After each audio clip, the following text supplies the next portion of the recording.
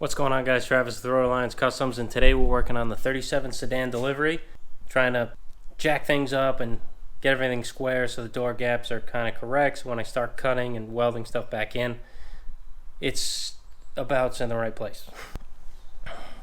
I don't know if you guys remember what was going on with this, but the floors are shot. This driver's door, the bottom hinge, is free floating from the cowl. Like, it's not attached to the cowl at all. It's this little bracket somebody made with holes in it so the hinge can bolt into it and bolt straight to the frame. There's really nothing going on there. When the door's shut, obviously the body lines don't line up.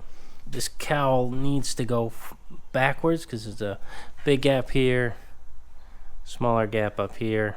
The bottom needs to come in, but the bottom can't go in right now because it's hitting that little standalone bracket, so I need to unbolt that so everything can move. I don't know how I feel about undoing that bracket because then it's only that hinge holding the door on. It's kind of old and rusty, so I don't want everything to break. I need to get it square so when I replace all the panels, everything's where it should be.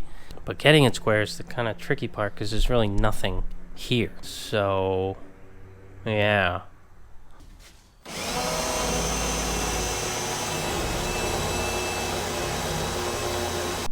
Alright, so I sprayed a little panther piss in here, all in here. Drilled out the lock. I don't know what this is, but I can't get it out. But passenger door works now. I got the driver's door body line lined up. It's clamped in place, even though the latch, it does latch, but it doesn't latch correct. So I clamped it up, so when I cut everything down here and push that in, the door will be where it needs to be. That's kind of what I want to do over here. So now I got this working correctly. I will do the same thing. Close it, line the body line up. I'll be able to move cowl where it needs to be so all the gaps are decent. I can always adjust things after, but just to get the initial structure back in it, I want to get it kind of close to what it should be.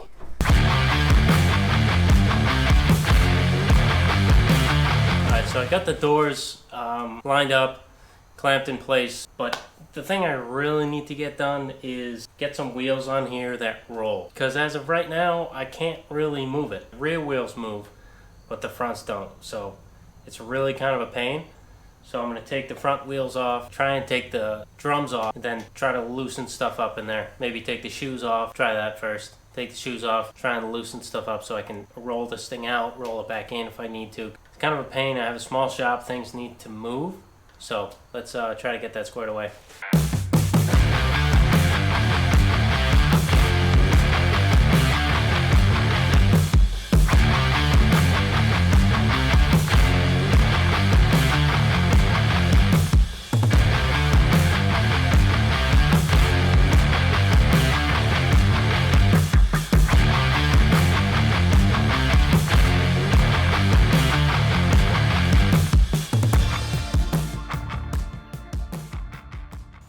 Alright, so what I did, just took the master cylinder out so the top of the shoes could go in.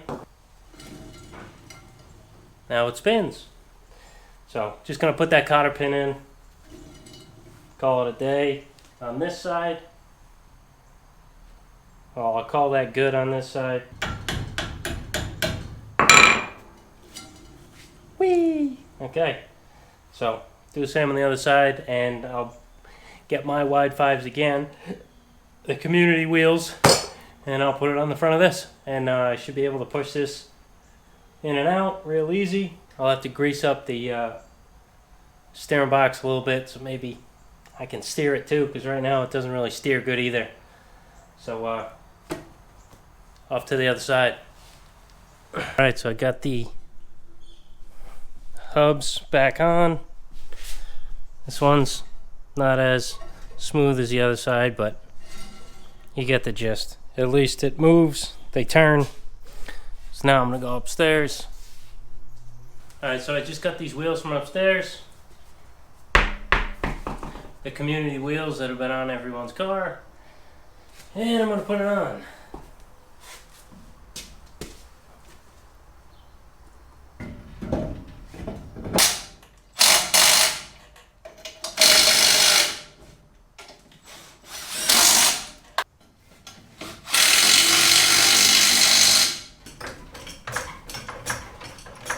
See if it rolls any better than it did.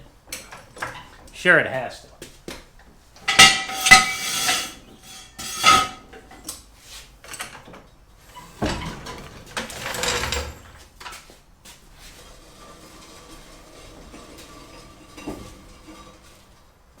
Oh yeah.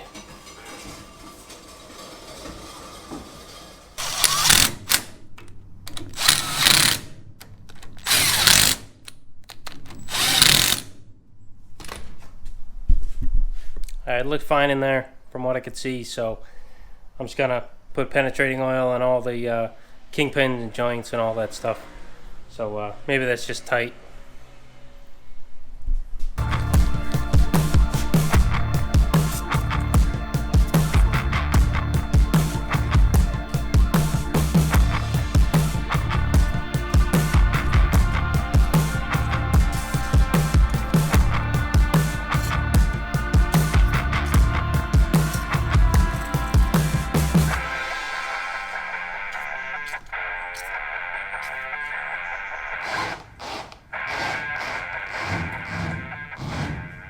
So before I clamp the doors again, I want to take the floors out so it's not going to be in my way. So I'll start in the back. I'm going to vacuum up this crap. Just take all the unnecessary wood, like that over there. It don't need to be there. Cut that out, take it out so I can take the floor up. So then I can start fresh with the new sills for the floors. I guess these would be the rockers, but kind of really didn't have any. Those are the rockers for it. Then these are the two floor pans, but I won't do that until I get the cowl feet situated. So in order, I think I'm going to do rip the floor out, brace the body, then cut the cowl feet out and replace them. Then I'll replace the side of the cowl, then the sills or rockers, and then I'll do the floors. First things first be to take this wood out. So yeah, let me start there.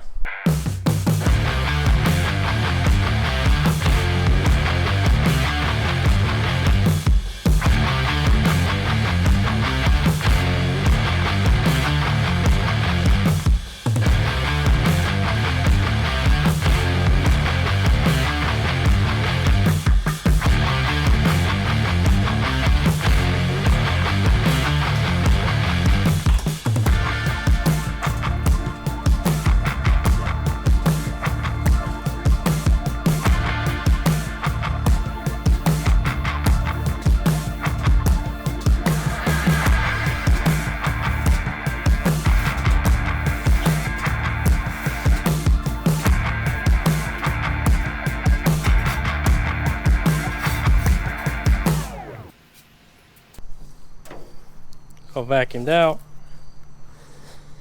Most of the wood's out besides this piece. I can't get the bolts out, so I'm just gonna cut along this edge to get this piece out. For now, I'll deal with those screws later. It's really no big deal. I just need to get that kind of out of the way so I can get the metal floor out. I'm gonna push it inside again and start cutting that floor out. It shouldn't be too hard because it's not really held in by much.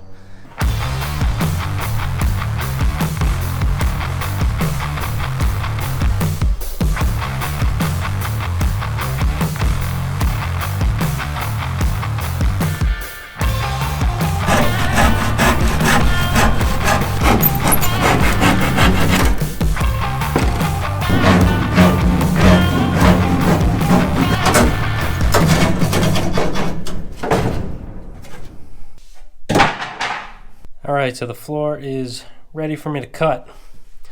All I really need to do is put a cut down here. I think I might have to open this door again and put a cut up here. Just make sure I don't cut through this brace. Yeah, maybe make a cut down there, cut over there. This is all loose, and then it should come up. I have to grind these heads down because the head's pretty round. It should be an easy removal.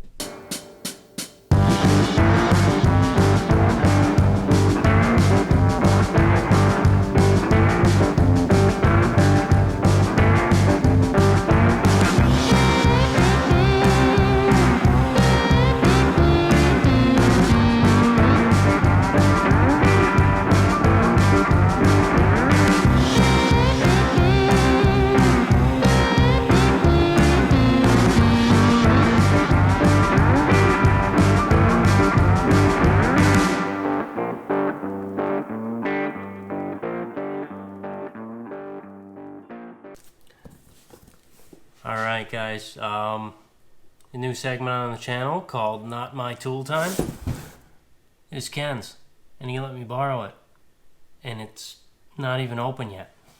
So, well, let's see what's inside.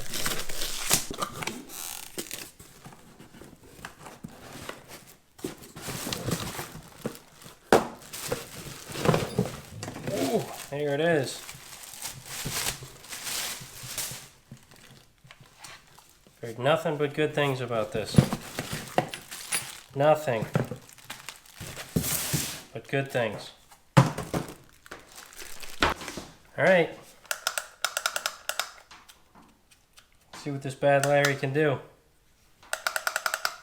Alright, so I'm starting off slow.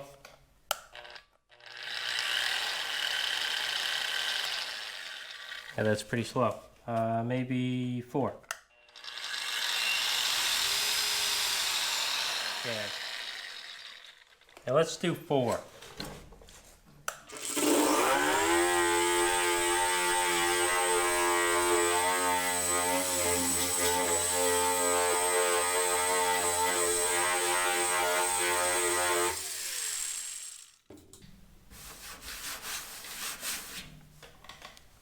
Does get a little hot.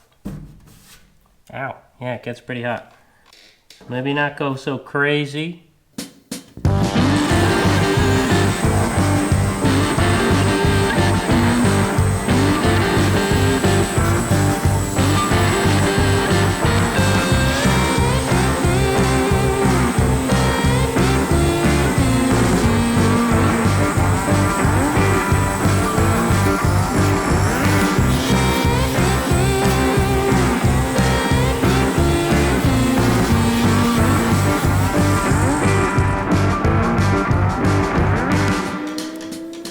Crazy how you can see the different rust patterns and how it rusted with this that you usually don't see when you kind of just sand the stuff off. This just takes away the paint and doesn't really do anything to the metal. Actually, I can see my reflection in there. That's pretty cool. Ugh.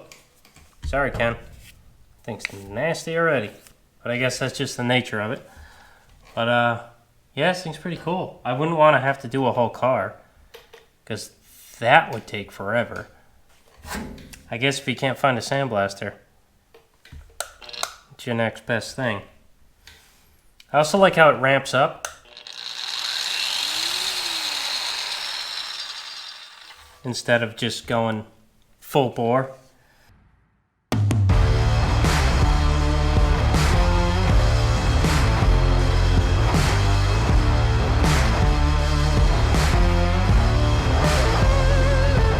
Alright, tried it on a few spots.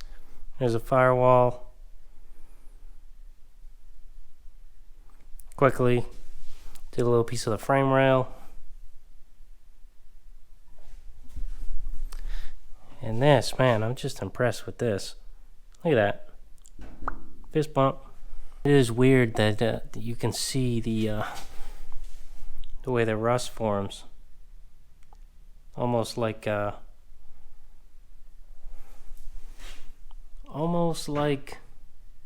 center of a tree. It's kind of rings that just kind of go out. Never seen that before. It's pretty crazy. But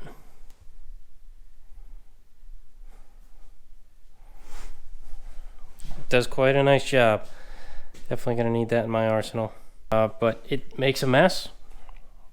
I don't know if you can tell, but it's really cloudy in here. So this is definitely a tool where you push the thing outside, use it, and push the car back inside. Because, man, I'm done for the night because I'm just breathing in all this dust smoke. So back at it tomorrow.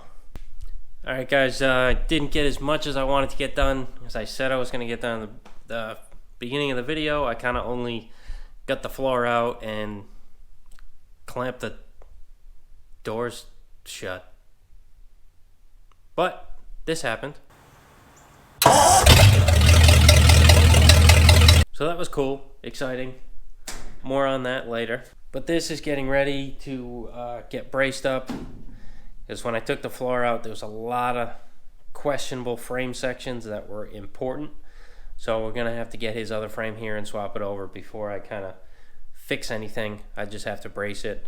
I'll get that done this week. And hopefully he can have the new frame here next weekend.